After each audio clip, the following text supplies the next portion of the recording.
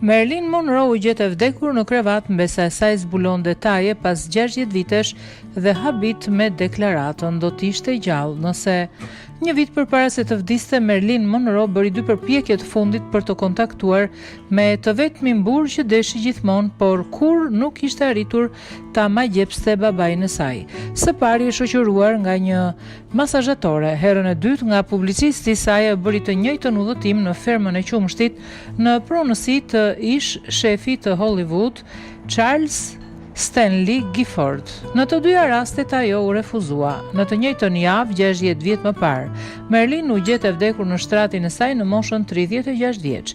Ajo kishte luftuar me varësinë nga droga, vetmin dhe depresionin, ndërsa përpiqej gjithmonë të mbushte boshllëkun e lënë nga braktisja e babait të saj.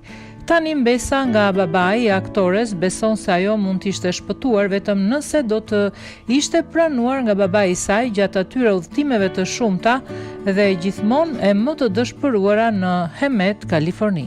Duke reflektuar për këtë, mendoj se jeta e saj do të kishte qenë më e mirë nëse gjyshim do të kishte bërë gjën e duhur.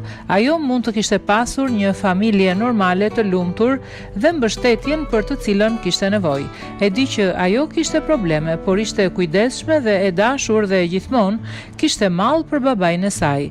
Ajo nuk ishte një bjonde vogël, ajo kishte zgjuarsi të cilën e kishte trashëguar nga babai i saj gjyshim. Jeta e saj mund të kishte dalë shumë ndryshe nëse ai do ta kishte mirëpritur, dhe kush e di, ajo mund të ishte ende me ne sot, ka thënë Francis, 76 vjeç. Marilyn u gjet e vdekur në dhomën e gjumit të shtëpisë së saj në Los Angeles në orët e para të 5 gushtit 1962.